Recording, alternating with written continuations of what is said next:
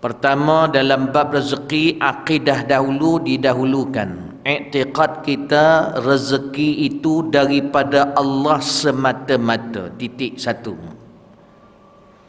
Yang keduanya, ahlu sunnah wal jamaah, poin yang kedua asas dalam bab rezeki ini, iaitu kita ahli sunnah wal jamaah, ikhtiar itu ada. Tetapi yang ini yang penting, tetapi tidak memberi bekas apa-apa. Maksudnya ikhtiar itu ada tetapi tidak boleh memastikan hasil. Itu dua.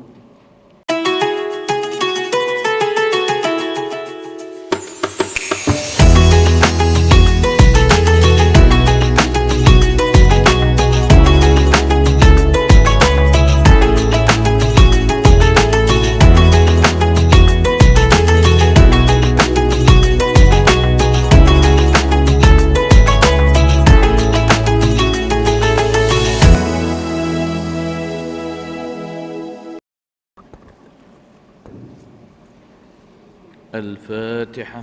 أعوذ بالله من الشيطان الرجيم. بسم الله الرحمن الرحيم. الحمد لله رب العالمين الرحمن الرحيم مالك يوم الدين. إياك نعبد وإياك نستعين اهدنا الصراط المستقيم صراط الذين أنعمت عليهم غير المغضوب عليهم ولا الضالين آمين. أعوذ بالله من الشيطان الرجيم. بسم الله الرحمن الرحيم. الحمد لله الذي جمعنا وإياكم في هذا المكان المبارك الذي تتنزل عليه الرحمة والبركة، ونسأل الله سبحانه وتعالى أن يجعلنا من أهل الرحمة ويجعلنا من أهل البركة ويجمعنا وإياكم في الفردوس الأعلى إن شاء الله. اللهم طهر قلوبنا من النفاق واحفظ ألسنتنا من الكذب واجعلنا من الصديقين واجعلنا مع الصادقين. وصلى الله على سيدنا وحبيبنا وقرة أعيننا سيدنا محمد صلى الله عليه وعلى آله وصحبه وسلم. أما بعد، السلام عليكم ورحمة الله وبركاته. Alhamdulillah, bersyukur kita kepada Allah Subhanahu wa Ta'ala. Dengan limpah dan rahmat daripada Allah, Allah memberi taufik untuk tuan-tuan dan puan-puan hadir, dan Allah juga memberi taufik kepada diri saya al-faqir untuk sampai. Mudah-mudahan Allah Subhanahu wa Ta'ala memasukkan kita, kalaulah ada kelewatan ataupun bukan yang mazmum tetapi termasuk di dalam kata-kata likulli ta'khir fiha khair. Sesuatu kelewatan itu sebenarnya tidak baik sekiranya memang sengaja. Tetapi kalau dia tidak sengaja, mudah-mudahan kita dimasukkan likulli ta'khir fiha khair, sesuai dengan tajuk kita hari ini, berkenaan dengan rezeki. Sebab kadang-kadang rezeki itu lambat sampai, tapi ada kebaikan dan hikmahnya di sisi Allah Subhanahu wa Ta'ala. قال المؤلف رحمه الله تعالى ونفعنا بعلومه في الدارين آمين. Berkata Al-Imam Al-Habib Abdullah Alwi Al-Haddad, mudah-mudahan kita dimanfaatkan dengan ilmu beliau di dunia dan di akhirat. Pada muka surat 33, qala wahdhar kullal hadari, maka hati-hatilah kamu sepenuh hati-hati, minal ihtimami bi amri rizqi, dalam mementingkan ataupun memberi perhatian yang melampau kepada urusan rezeki. Maknanya memberi perhatian yang melampau, iaitu sehingga menyebabkan perasaan kita gundah gulana, sehingga perasaan kita itu membuatkan kita tidak khusyuk dalam ibadah, sehingga perasaan kita itu membuatkan kita berbalah suami dan isteri, sehingga perasaan kita risaukan rezeki itu, sehingga kita itu tidak dapat merasa kelazatan ibadah, yang mana ibadah itulah yang Allah perintahkan sebenarnya. Maka disebut di sini wakun wathiqan biwa'di rabbik.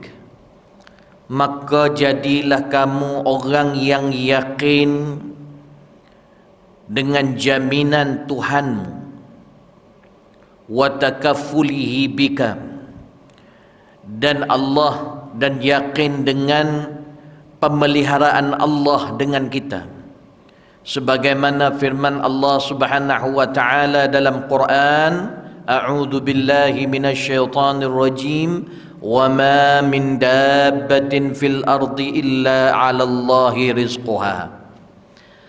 Dan tiadalah makhluk yang melata, maka kita termasuk di kalangan makhluk itu yang melata di atas muka bumi, kecuali Allah lah yang memberi rezekinya. Pertama, dalam bab rezeki, akidah dahulu didahulukan. I'tiqad kita rezeki itu daripada Allah semata-mata. Titik satu. Yang keduanya, ahlu sunnah wal jamaah, poin yang kedua asas dalam bab rezeki ini, iaitu kita ahli sunnah wal jamaah, ikhtiar itu ada, tetapi yang ini yang penting, tetapi tidak memberi bekas apa-apa. Maksudnya ikhtiar itu ada, tetapi tidak boleh memastikan hasil. Itu dua. Kita berbeza dengan Qadariyah yang sesat dengan mengatakan ikhtiar ada dan ikhtiar memberi hasil.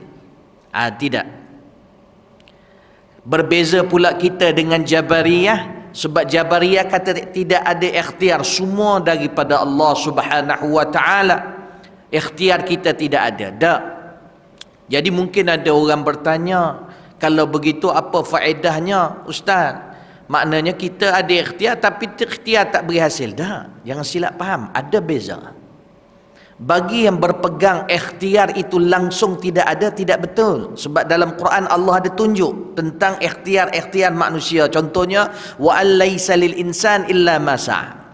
Tiadalah bagi manusia terkecuali apa yang dia usahakan. Baik. Dalam Ahlussunnah wal Jamaah, ikhtiar itu ada, dan ikhtiar itu yang berpotensi mengundang rahmat Allah. Itu. Dia tak boleh memberi bekas pada hasil tu. Boleh faham tidak? Maknanya kalau kita usaha pasti dapat begini. No. Tapi bila kita buat begitu dengan hati yang telus, dengan hati yang bergantung kepada Allah, berkemungkinan Allah turunkan rahmat dan Allah beri taufik dan Allah memberikan benda itu pada kita. Itu hak dia. Kalau dia tak beri, kita tak boleh salah pada Allah. Dan akidah kita yang ketiga, la yus'al amma yaf'al wa hum yus'alun. Tidak ditanya apa Allah buat, yang akan ditanya apa kita buat. Titik. Jadi lepas ni ubah diri kita, anak-anak kita pesan, keluarga kita, bila kadang-kadang macam-macam kita usaha, jangan biasakan berdoa dengan ya Allah, kenapa ya Allah aku dah buat macam-macam, kenapa engkau tetap tak bagi rezeki. Jangan. Itu kita tanya Allah. Akidah kita Ahlussunnah wal Jamaah, jangan tanya apa Allah buat, tapi muhasabah diri kita, apa yang telah kita buat. Jadi tiga tu asas penting dalam akidah. Pertama, rezeki hanya semata-mata daripada Allah. Yang kedua, kita ada ikhtiar dalam Ahlussunnah wal Jamaah, walaupun tak beri bekas tapi berpotensi mengundang rahmat Allah berdasarkan hadis-hadis Rasul. Dan itu tetap hak total bagi Allah, nak tahu taufik ataupun tidak. Dan yang ketiga, jangan ditanya apa Allah buat, tapi tanya apa yang kita buat. Tengok kekurangan diri kita, usaha lagi, tak berjaya lagi, jangan persoalkan Allah, persoalkan diri kita. Sehinggalah Allah jatuh kasih melihat kita sangat-sangat siqah dan berpegang atas jaminan Allah, maka Allah jatuh kasih. Bila Allah jatuh kasih, maka insya-Allah dia sebenarnya bahagia ni hati. Betul tidak tuan-tuan? Kita walaupun kaya, hati tak bahagia, hati tak kaya, dia serabut, tak tenang. Allah ni bila bagi hati tu tenang, hati tu kaya, apa yang ada kita nampak cukup untuk kita. Dan hakikatnya rezeki kita ni Allah akan bagi. Ini dalil daripada hadis sahih daripada Umamah Al-Bahili. Diriwayatkan, disebutkan qala Rasulullah SAW. Saya dah cek hadis ni, hatta kalau dhaif pun saya tidak ada masalah, cuma nak beritahu hadis ni hadis sahih. Apa dia? Qala Rasulullah sallallahu alaihi wasallam an Umamah ibn Umamah Al-Bahili qala Rasulullah sallallahu alaihi wasallam inna ruhal qudsi. Nabi pun beritahu pada sahabat-sahabat, sesungguhnya telah datang kepada aku Ruhul Qudsi. Siapa Ruhul Qudsi ini? Jibril alaihissalam. Man nafatha fi ru'i atau raw'i, dua-dua boleh. Yang mana dia membisikkan dan menghembuskan kepada diriku dan hatiku, maknanya memberitahu something kepada aku, beritahu pada aku apa yang Allah nak beritahu pada aku. Annahu lan tamuta nafsun. Jibril beritahu pada Nabi, wahai Muhammad, Tuhan memberitahu kepada engkau, Allah memberitahu pada engkau untuk engkau sampaikan pada umat engkau, tidak akan sekali-kali matinya seseorang itu hatta tastakmila rizqaha wa ajaluha. Hatta tastakmila rizqaha wa ajalha. Allah nak beritahu pada kamu bahawa tidak akan sekali-kali mati seseorang itu di kalangan umatmu kecuali Allah akan sempurnakan rezeki dia sebelum dia mati dan ajal dia. Maksudnya apa? Allah akan tetap beri rezeki yang dia telah tulis untuk hamba dia itu, dan ajal dia pada waktu yang telah ditetapkan sampai. Hadis ini riwayatnya panjang, ada juga dalam Muslim, fattaqullah wa ajmalu fit talab. Sambungan pada riwayat lain, maka bertakwalah pada Allah, beritahu pada mereka, wahai Muhammad, engkau dan mereka bertakwa kepada Allah dan cantikkan cara engkau mencari rezeki. Tengok, la yahmilanna ahadukum istabta'a rizq ay yatlubuhu bi ma'siyatillah. Ini pesan Nabi kepada kita, apa yang telah dibisikkan oleh Jibril kepada Rasulullah SAW. Dan janganlah kamu itu merasa terbeban dengan lambatnya rezeki kamu sehingga membuatkan kamu itu melakukan sesuatu, mencari dengan cara maksiat, iaitu haram. Maka akhirnya Allah akan tetapkan rezeki yang sebenarnya halal untuk kamu menjadi haram. Boleh faham tidak? Kita ni masing-masing ada rezeki. Kalau kita itu rida kepada Allah dengan bahagian-bahagian yang diberi dan tenang dan usaha, tak berjaya usaha dengan cara yang Allah nak, kita akan dapat rezeki yang telah Allah bahagikan untuk kita dengan cara halal. Tapi bila kita tidak sabar, apabila kita buat benda-benda tu, maka akhirnya kita kata kalau macam tu baik, buat benda haram tak apalah, sama ada dengan memakan riba atau dan sebagainya, maka rezeki yang halal asalnya Allah tetap bagi bahagian kita, tapi dengan wajah yang haram dan diazab Allah yaumul qiyamah. Na'udzubillah min dzalik. Kan itu tuan-tuan perempuan yang dirahmati Allah, kan itu Habib Abdullah pesan begitu. Bukan tinggal ikhtiar, tapi nak beritahu dalam bab akidah kita, kita kena jelas benda tu. Maka kita tenang cari rezeki. Bersungguh berbeza, kita bersungguh tapi tenang. Bila maksud tenang itu macam mana? Kita tahu itu milik Allah, maka bila sampai sesuatu yang berkait dengan Allah, maka kita boleh tinggalkan benda itu dan kita menghadap Allah. Sebab yang memberi rezeki Allah. Kadang-kadang kita dikhayalkan dengan dunia, bila kita fokus kita menjadi makin kaya lah. Sedangkan kita semakin jauh daripada Allah, maka semua harta yang kita cari itu bakal Allah sebut dalam Quran menjadi bahan api neraka, bakar kita pula. Kita hidup kat dunia ni tak lama. Kan itu tuan-tuan perempuan yang dirahmati Allah, banyakkan muhasabah. Kadang kita ni serabut tak habis-habis sampai mati fikir rezeki. Isteri bantulah suami, suami pun bantulah isteri. Dia kadang-kadang kalau kita tengok hadis, banyak orang kata, kita bukan mengata kepada perempuan, tapi maknanya perempuan ni kadang-kadang kasih daripada anak-anak, dia memikir masa depan. Sifat tu bagus, cuma kadang-kadang dikuasai emosi. Jadi bila kita tekan suami sampai suami ni kerja, dia bekerja saja. Memang benar, walaupun macam tu umat Nabi Muhammad ni tetap ada something Allah bagi. Iaitu sebagaimana hadis Rasulullah sallallahu alaihi wasallam, ada dosa-dosa yang mana Allah tak ampunkan kecuali dengan rasa susah mencari rezeki. Iaitu rezeki halal.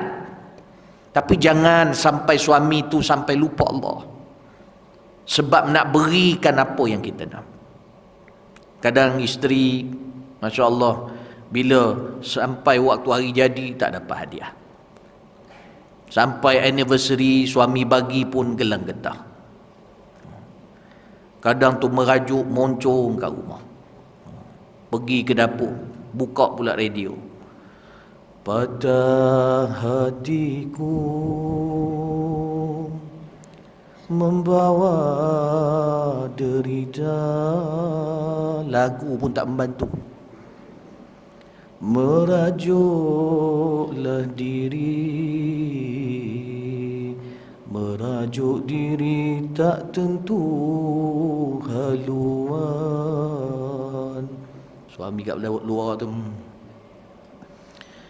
oh dia kuatkan yang part ku, dia kuatkan.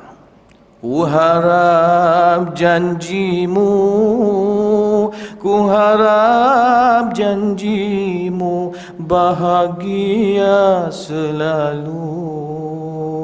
Sayang rupanya pada di tengah jalan. Oh, suami kat luar. Terus suami ikat kepala, pergi kat dapur, terus jadi damak. Yang apa ada kepada paya, dalam pun tidak, tohor pun bukan.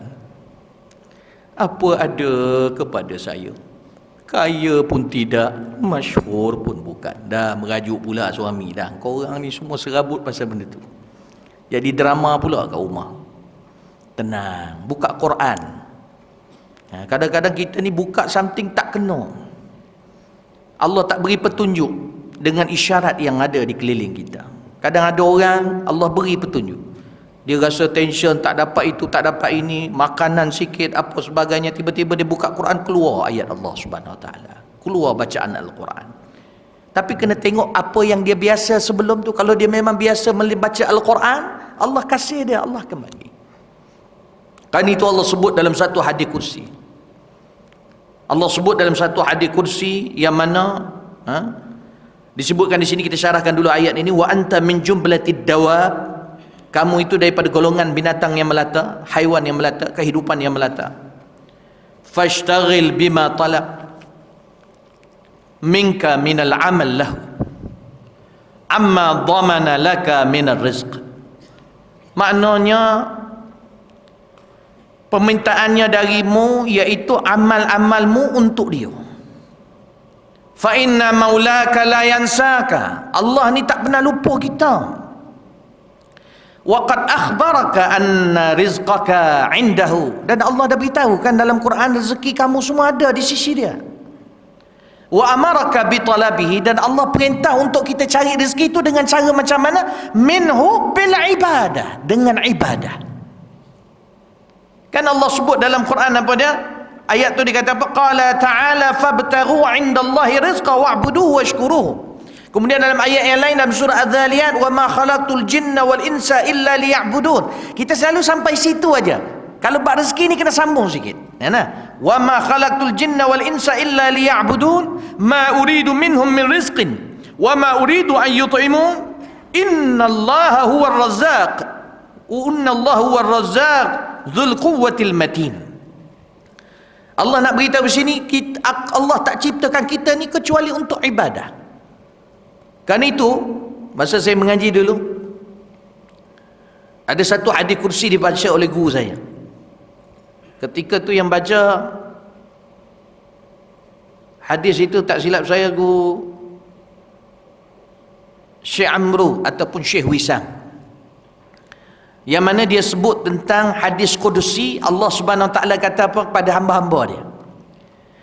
Ya bani Adam, wahai anak-anak Adam, la takhafanna min dhi sultan madama sultani baqiyan wa sultani la yanfadu abada. Allah beritahu pada anak-anak Adam, bab kita kat dunia ni jangan risau. Jangan kamu sekali-kali takut dengan siapa pun makhluk yang mempunyai kuasa, selagi mana aku ada kuasa, kata Allah. Jadi kita bila dengar setakat tu, kita kata selagi mana aku ada kuasa ke, kuasa Allah akan hilang? Tak. Kemudian Allah kata lagi, wa sultani la yanfadu abada, dan aku nak beritahu pada engkau, kekuasaan aku tidak akan hancur selama-lamanya, kekal. Kadang-kadang kita takut dengan orang-orang yang berkuasa. Bukan bila sebut tak takut kita kurang ajar dengan dia, bukan. Ni kadang orang silap faham pula. Macam kita dengan makhluk-makhluk halus, bila kita tak takut, bukan bila pergi kat kubur tu cakap, siapa keluar? Jangan cek pasal begitu. Itu tak cerdik. Bila tak takut, mana dalam hati kita tak takut dengan kuasa dia, sebab ada kuasa Allah. Tapi adab kita, akhlak kita jalankan sebagai seorang Islam. Bila seorang pemimpin zahir dia ketika itu bercakap baik dengan kita, elok, kita jawab dengan baik. Kenapa kita nak kutuk dia pada sesuatu yang kita tak nampak, just kita dengar saja? Ini masalah. Tak betul, hati kita ada masalah kat situ. Kan itu Allah kata, tapi kita kuasa siapa pun yang ada. Besok walau Dajjal keluar sekalipun, la takhafanna min dhi sultan madama sultani baqiyan wa sultani la yanfadu abada. Kemudian Allah kata apa lagi sambungan dia? Hadis ini panjang, saya ambil yang perlu sesuai dengan tajuk itu. Kemudian Allah kata apa? Ya bani Adam, la takhsha min dhiqir rizq. Wahai anak-anak Adam, jangan kau takut ataupun kau risau tentang kesempitan rezeki. Wa khazaini mal'ana, dan harta aku itu sangat melimpah ruah. Kemudian Allah kata apa? Wa khazaini la tanfadu abada, dan harta aku itu juga tidak akan punah sampai bila-bila, kekal harta Allah. Ya bani Adam, khalaqtuka lil ibadah fala tal'ab. Ini Allah pesan kita, wahai anak Adam, aku ciptakan untuk engkau ibadah, untuk engkau buat, fala tal'ab, jangan main-main. Jangan main-main. Jangan pandang enteng. Wa qasamtu laka rizqa fala tat'ab, dan aku telah bahagi-bahagikan kau orang rezeki kau orang begini-begini, maka jangan kau merasa penat. Orang ni bila rasa penat, sebenarnya dalaman dia tu membantu dia lagi penat. Betul tidak? Lebih-lebih dia buat sesuatu tu dia tak berapa nak minat, lagi dia penat. Bila dia punya aim pula tinggi sangat pun lagi penat. Allah kata, aku dah bagi-bagikan rezeki. Hadis yang sebelum ni saya sebutkan, kita takkan mati kecuali Allah akan bagi. Ini hadis-hadis ini jangan silap ya. Dia tidak menafikan ikhtiar. Boleh faham tidak? Tapi kita ni nak memberitahu, nak mensabitkan hati kita, rezeki itu daripada Allah. Tenang. Fala tat'ab. Jangan merasa penat. Kemudian Allah kata apa? Kunci dia. Untuk antum tu rasa tenang dan antum rasa rehat, Antum rasa tak penat, Allah kata apa? In radita laka bima qasamtu laka, kalau kamu redha dengan apa yang aku bahagi-bahagikan untuk kamu, iaitu terima seadanya. In raditu laka ma qasamtu laka arahtu badanaka wa qalbak, maka aku akan rehatkan badan kau dan hati kau. Maknanya tenang. Maknanya badan kita pun tak penat, Allah akan permudahkan rezeki itu. Sebab rezeki itu memang Allah nak beri. Tapi ada hamba-hamba yang bila dia ingkar pada Allah, bila dia buat maksiat, bila dia tak ikut perintah Allah, dia tak buat ibadah, dia main-main, Allah beri. Tapi Allah akan susahkan cara dia untuk dapat rezeki itu. Allah tetap beri sebab Allah dah bagi, tapi cara dia nak dapat tu susah. Berbeza dengan orang yang taat kepada Allah, beribadah redha kepada Allah, rezeki tu Allah sampai pada dia mudah sebab benda tu Allah dah tentukan. Sampai tu mudah. Dia tak perlu stres, tak perlu serabut, tak perlu nyanyi patah hati, tak perlu. Tak serabut. Kemudiannya Allah kata, wa anta mahmudan indi, dan bila kau redha, aku akan rehatkan badan kau, hati kau, roh kau, dan kau di sisi aku mahmuda, engkau di sisi aku itu dipuji. Wa illam tarda bima qasamtuhu lak, Allah kata, tapi kalau kau tak redha, kau tak terima, kau banyak bersungut, kau banyak buat macam-macam, kau tunjukkan dengan meninggalkan ibadah, kau nak berontak, illam tarda bima qasamtuhu lak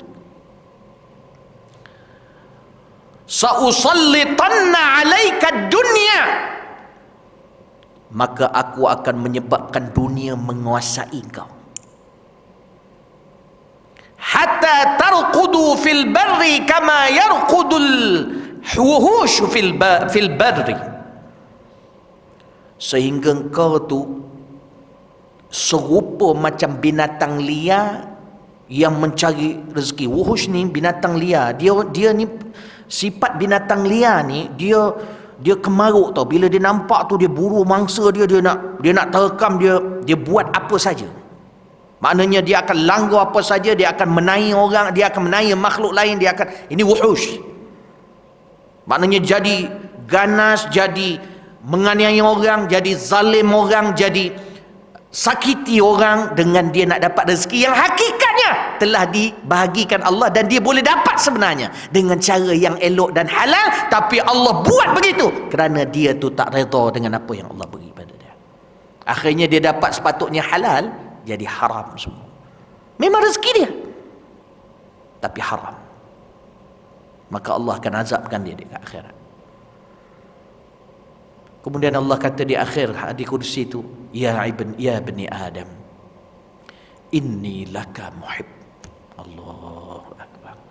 Last kali Allah declare, yang kau serabut dekat dunia ni, apa yang aku atur ni sebagainya, dan apa yang aku tetap ni, sesungguhnya aku kepada engkau sangat mengasihi.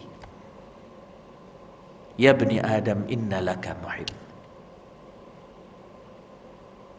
Fabihaqqi alaika kun muhibban li, maka hak aku ke atas engkau, jadilah engkau pula terbiah di engkau usaha untuk mengasihi aku, sebab engkau takkan boleh balas kasih aku. Kita ni apa yang ada ni, alhamdulillah. Mak saya baru ni masuk hospital, umur dah 78, 79. Alhamdulillah. Tulang belakang dia reput. Takdir Allah, saya balik masa tu dia sakit. Saya yang bawa dia pergi hospital. Saya terus bawa dia pergi hospital Putra. Rezeki saya alhamdulillah Allah bagi saya khidmat walaupun saya duduk jauh daripada mak saya. Tapi yang bawa dia pergi hospital saya, alhamdulillah Allah pilih dapat khidmat. Maka bila saya bawa pergi hospital Putra, cek. Asalnya mungkin masa tu ialah kalau kita fikir mungkin kita nak bawa hospital kerajaan apa sebagainya. Putra ni dia specialist, takut mahal. Abang saya kata tak apa kau apa sebagainya. Mak ni kita pergi je hantar. Duit ni kita fikir lepas ni. Jangan sekalikan benda tu dalam benda-benda macam ni. Bawa aja. Dan memang mahal. Memang mahal. Tapi tetap Allah bagi rezeki, selesai semua. Alhamdulillah. Jadi bila cek tu, alhamdulillah, dia kena injection. Bila injection tu, dia ada injection dia, setiap kali cocok, maknanya dalam satu botol tu 1,600.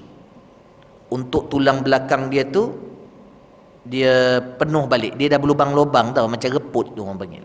Jadi bila cocok benda tu kat perut, dia ni lah, ikhtiarnya begitulah. Alhamdulillah baru-baru ni bila saya balik nampak semakin okey apa sebagainya. Alhamdulillah.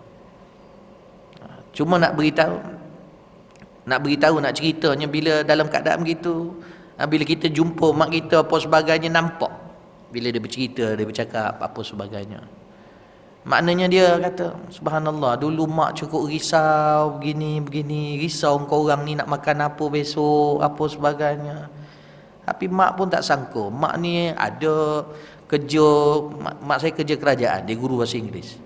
Jadi dia mula-mula dulu masa hantar adik saya tahfiz, saya pula bila dah dapat tawaran masa tu UIA apa sebagainya, tapi saya pergi Yaman yang tak ada sijil ataupun sijil tak diiktiraf. Tapi bila mak tengok balik bila dah tua ni, subhanallah, dan alhamdulillah, maknanya dia boleh menyaksikan benda tu dan boleh menyaksikan hujung dia apa. Yang kita risau ni, kita ni dalam keadaan serabut tu, mati dalam keadaan serabut. Dan syukur pada Allah bila Allah panjangkan umur kita dalam keadaan kita boleh melihat iktibar tu. Maka dia kata, mak sedar bahawa selama ni yang kita risau, yang kita apa, benda tu semua tu syaitan. Sebab kamu ada rezeki kamu masing-masing. Dan mak tak sangka kamu yang buka pondok, yang ni apa sebagainya, korang pula yang bayar mak. Maknanya nak beritahu ada rezeki. Dan mak saya kata bila saya nak pergi Yaman tu, mak setuju, suka. Cuma ada dalam hati dia tu risau, dah dapat UIA, kalau tak boleh dapat degree ni, pergi sana, duduk sana mengaji macam mana. Sekarang kau ni PhD pun dah nak buat dah, sedangkan kau pergi tempat tu.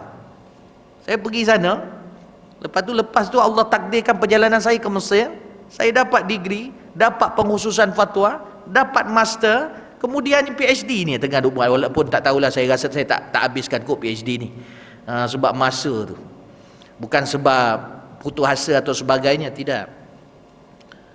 Sebab saya punya banyak masa saya untuk anak-anak murid saya, masa saya mengajar dia orang dan sebagainya.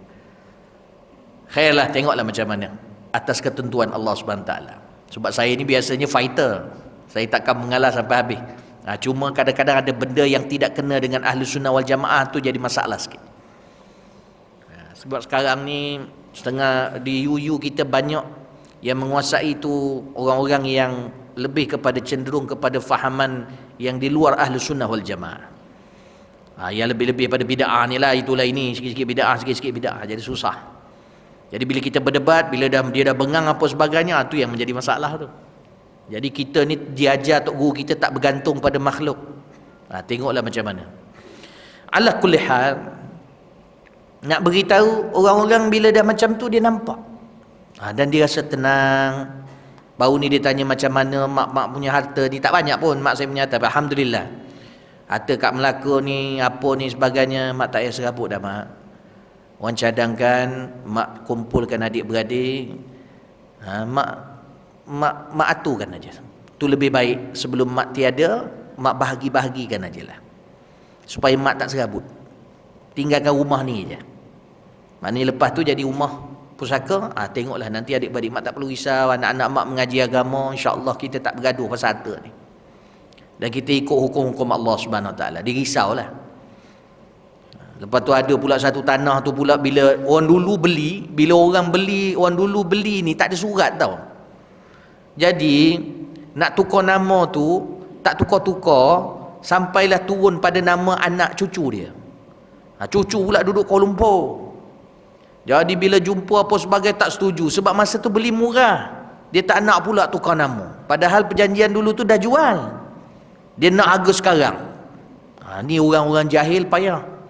Tapi masalahnya itulah bila tak bertulis. Tapi kalau ikut hukum, walaupun tak bertulis, ada perjanjian dan dia tahu, Tapi ambil di situ, ambil peluang. Dia macam seolah-olah nak semua, tak mau bagi kerjasama. Jadi mak risau macam mana tu tanah tu. Tak apa mak. Lepas tu pula mak saya bukan habis bayar, ada sikit lagi bayaran. Jadi beli masa tu dalam berapa ribu saja, ada dalam berapa ratus lagi tak selesai. Jadi mak ni nak cari anak cucu tu nak bayar habis lah, dengan ikut perjanjian lama dulu. Jadi kat situ dia tak setuju. Dia nak sambung lagi, nak lebih lagi. Dia tak cakap begitu, tapi dia menyusahkan. Minta maaf. Maksudnya dia masuk tak nak jumpa, tak nak pergi sama, tak nak tukar nama. Jadi mak risau macam mana ni, mak kira berhutang lagi ke apa. Tak apa mak jangan risau. Tu pasal orang cakap mak hibahkan saja. Biarkan ada anak-anak yang ambil tanah tu dan dia teruskan cari orang tu. Dan kita dah usaha dan Allah tahu mak. Dah usaha pergi cari. Dan kalau betul dia nak lebih, beritahu. Tapi masalahnya tak beritahu pula. Jadi kita pun jadi pening kepala. Jadi sebab itu perjanjian dia dengan lepas tu kan orang tu dah meninggal, dah lose contact. Jadi bukannya tak bayar tangguh lama, tapi tak jumpa orangnya. Lain-lain kali dapat tahu cucu dia di Kuala Lumpur, nak bagilah yang nama tu. Jadi susah. Tu pasal saya sekarang ni semua ada surat. Tanah pondok tu semua ada surat. Jangan kau datang pula cucu-cucu kau buat perangai pula kat situ. Memang aku halau kau. Ni orang Melaka punya jebat. Tak jebat pun kurang-kurangnya damak lah.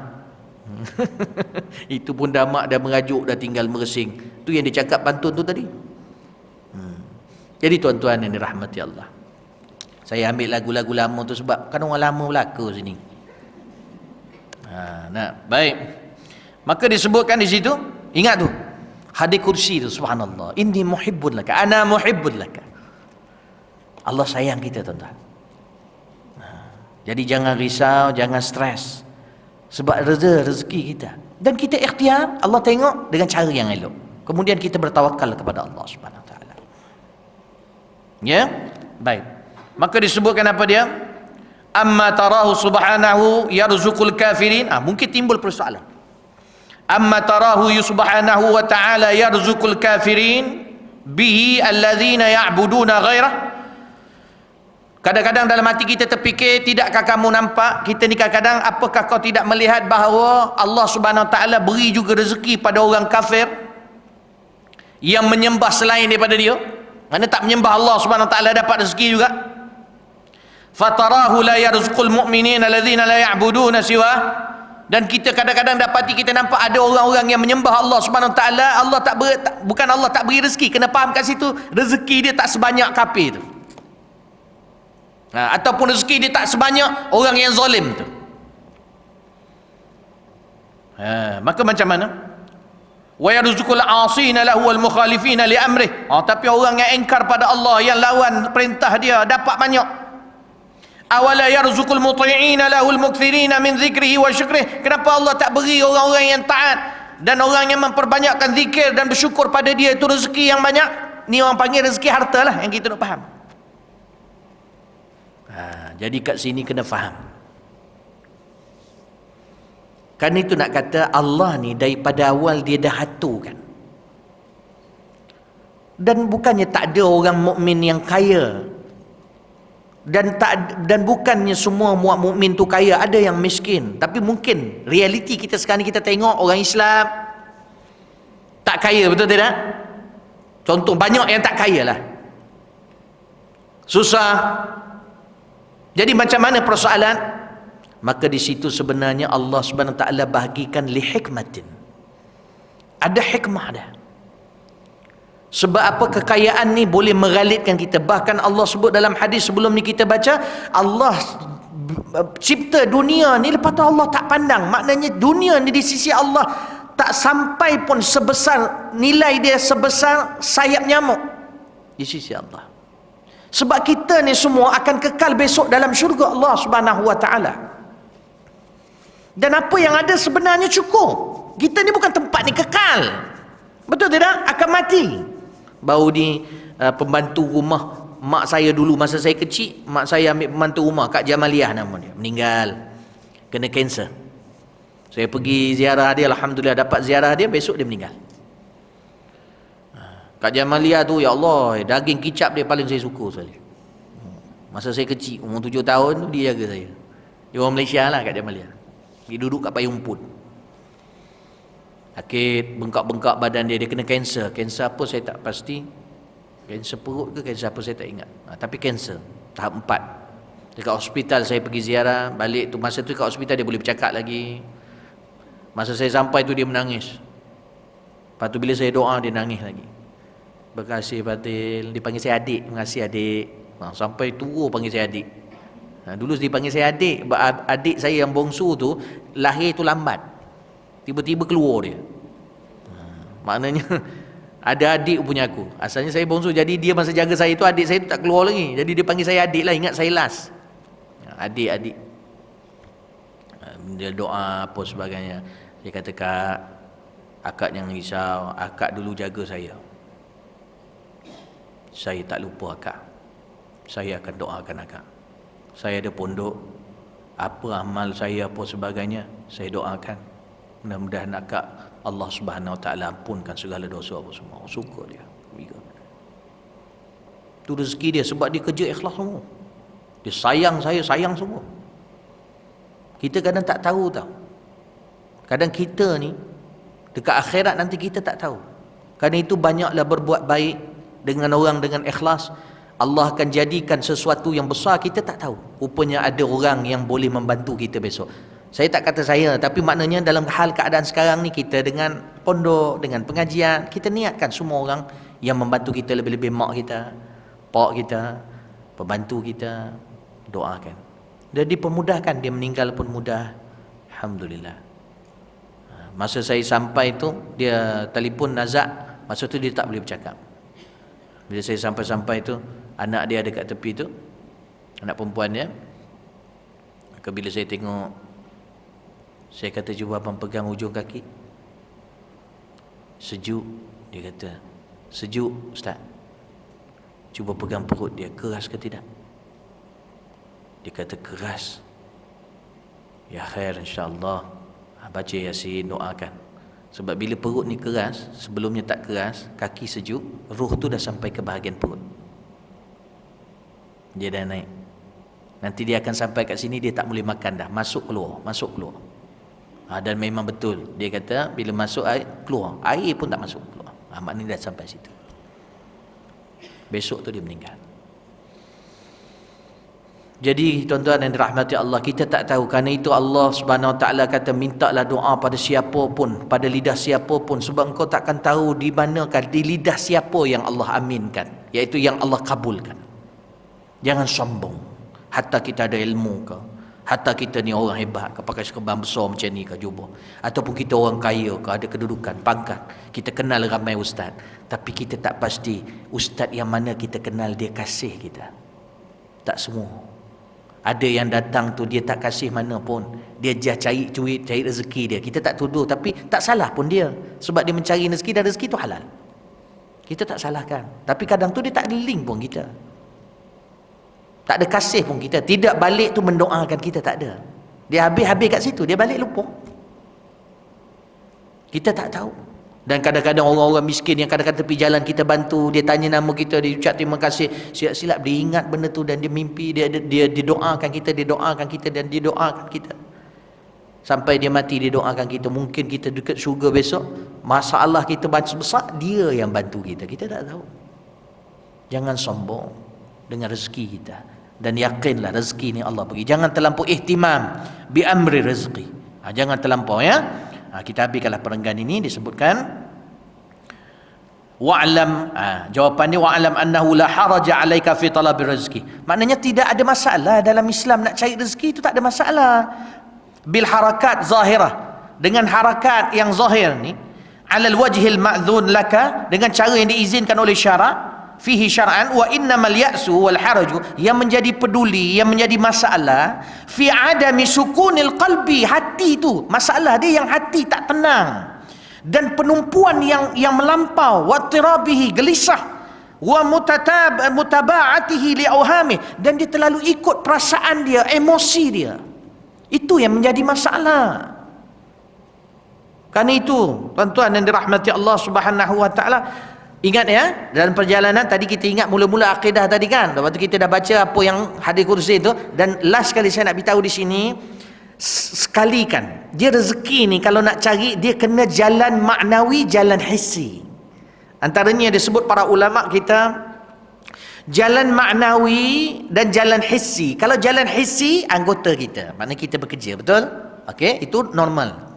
Tapi jangan hanya anggota bekerja, dia jadi masalah, dia akan jadi kemaruk nanti. Dia kena sekalikan dengan mencari rezeki secara maknawi. Pertama, solat. Sebagaimana Nabi SAW apabila dia mempunyai masalah, Nabi sebut apa pada Nabi? Aqimus salah wastabir alaiha. Dirikan semayang dan sabar ke atasnya.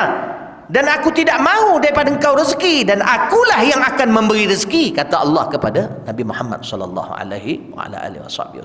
Itu ayat Al-Quran. Tak silap dalam surah Taha. Maka disebutkan kemudiannya yang kedua, salat yang pertama. Nabi SAW bila dia ada susah dalam kehidupan dia bangun semayang 2 rakaat, minta pada Allah. Bukan dia tak usaha, tapi semayang dulu, minta pada Allah. Gandingkan. Supaya kita tak kemaruk, tak jadi rezeki kita tu jadi menguasai kita. Stres. Salat. Yang kedua, istighfar. Sayyidina Hasan, anak kepada cucu kepada Rasulullah SAW, didatangi dia seorang lelaki, bertanya kepada Hasan, mengadu kepada Hasan al-jadu'ah, iaitu masalah jadu'ah. Jadu'ah ni masalah iaitu keadaan yang orang panggil rumah yang keadaan yang susah. Dia bila mengadu kepada Hasan, Hasan jawab satu je, istaghfirillah, beristighfarlah pada Allah. Datang seorang lagi, yushiku bil faqri, iaitu mengadu kepada Sayyidina Hasan tentang kefakiran. Dia fakir sangat, duit tak ada. Maka apa Sayyidina Hasan sebut? Istaghfirillah, istighfar pada Allah. Ada yang datang pula mengadu tentang bijafafi bustani, iaitu sebab kebun dia kering, tak ada air. Apa disebut Hasan? Istaghfirillah. Semua tu dijawab dengan istaghfirillah. Kemudiannya semua yang tu yang bertanya kata, kenapa istighfar saja boleh selesai ke? Begitulah Allah berfirman, qala Allah azza wa jal, faqultu astaghfiru rabbakum innahu kana ghaffara yursilis samaa 'alaikum midrara yumdidkum bi amwalin wa banin wa yaj'al lakum jannati wa yaj'al lakum anhara. Sebab salah seorang yang bertanya pun minta rezeki anak, dia punya isi tak mengandung-ngandung. Maka Hasan kata istighfar, kerana Allah berfirman, maka katakan pada kaummu, istighfarlah, minta ampun pada Allah. Bila kamu minta ampun, yursilis samaa 'alaikum bidrara, Allah akan turunkan hujan yang melimpah-limpah, yang menyuburkan tubur kebun kamu, yang kamu kata kering tadi. Yursilis samaa 'alaikum bidrara wa yumdidkum bi amwalin wa banin, dan Allah akan memperbanyakkan harta kamu dan anak-anak kamu. Maknanya akan dapat anak, harta pun akan banyak. Ini Allah cakapnya, jangan cakap ya ke, jangan. Na'udzubillah, boleh kufur kalau kita tidak meyakini kalam Allah. Yamdudkum bi amwali wa banin wa yaj'al lakum jannati wa yaj'al lakum anhara, dan Allah akan kurniakan kamu kebun-kebun yang makmur dan juga sungai-sungai yang mengalir air. Jelas Allah janji begitu. Bukanlah maksudnya tak usaha. Semayang, istighfar. Ni kena perjalanan batin dengan perjalanan zahir kena seiring. Batin solat, maknanya kena dirikan solat, ada semahawan untuk solat. Macam semalam kita semayang khusyuf kan, masya-Allah. Kemudiannya yang keduanya apa dia? Iaitu tadi istighfar. Kemudiannya yang ketiganya apa? Takwa. Bertakwa kepada Allah dengan menjauhi larangan dia, mengikut perintah dia yang wajib. Tak payah tengok yang sunat, yang wajib saja. Tengok tak banyak. Ikut benda tu sungguh-sungguh, itu paling awam, paling permulaan takwa. Tak payah bahan nak tinggi-tinggi, buat tu dulu. Ikut perintah Allah, jauhi larangan dia.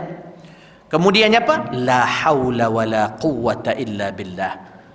Sebut kalimah la haula wala quwwata illa billah. Ini berlaku kepada anaknya sahabat Nabi, Allahumma salli ala sayyidina Muhammad, tak ingat nama dia, dalam satu hadis yang mana anak dia itu ditawan oleh musuh. Bila ditawan oleh musuh, kemudiannya dia mengadu pada Rasulullah. Bila dia mengadu pada Rasulullah sallallahu alaihi wasallam, maka Rasulullah sallallahu alaihi wasallam kata ittaqillah, dan dalam riwayat yang lain ditambah dengan dan sebut kalimah la haula wala quwwata illa billah. Maka itulah dia buat, bertakwa pada Allah, wala haula wala quwwata illa billah. Tak lama berapa hari itu dia dengar bunyi ketuk pintu rumah dia, buka-buka anak dia, dan bersama anak dia 100 ekor unta. Orang panggil, bila dia beritahu pada Rasulullah, Rasulullah kata, wa may yattaqillaha yaj'al lahu makhraja wa yarzuqhu min haitsu la yahtasib. Dan kalimah la haula wala quwata illa, Nabi kata la haula wala quwata illa billah dawa'un li 99 da adnahal ham. Kalimah la haula wala quwata illa billah, ubat 99 penyakit, paling kurang pasti sembuh dengannya penyakit resah gelisah tentang lebih-lebih tentang dunia ni. Insya-Allah, mudah-mudahan banyakkan dengar qasidah Qad Kafa ni. Sebab di situ Habib Abdullah mengadu kepada Allah tentang diri dia, tentang hati yang mengganggu dia dunia ni. Kan disebut apa? Ya ilahi wa maliki anta ta'lam kaifa hali. Kalau kita dengar, ya ilahi wa maliki anta ta'lam kaifa hali. Wahai Tuhanku, wahai Rajaku, kau tahu keadaan aku. Wa bima qad halla qalbi, apa yang menghalang hati aku. Min humumi wa ishtighali, daripada resah gelisah dan kesibukan hatiku kepada dunia. Minta pada Allah. Daripada dengar patah hati tadi, baik dengar yang ni. Ini tak ada stres-stres, buka lagu yang tak membantu. Buka apa? Kenang apa ni? Apa tu? Apa ni? Apa macam mana lagu yang bunyinya tu? Apa dia? Apa ni? Apa? Ini buka aku. Kenangan silam aku dan dirimu berdua sesama bermadu. Oh, itu yang dia dengar. Tak selesai, memanglah best. Habis tu lupa. Saling berjanji sehidup semati hakikat dunia ini. Dah cukup kan habis dengar.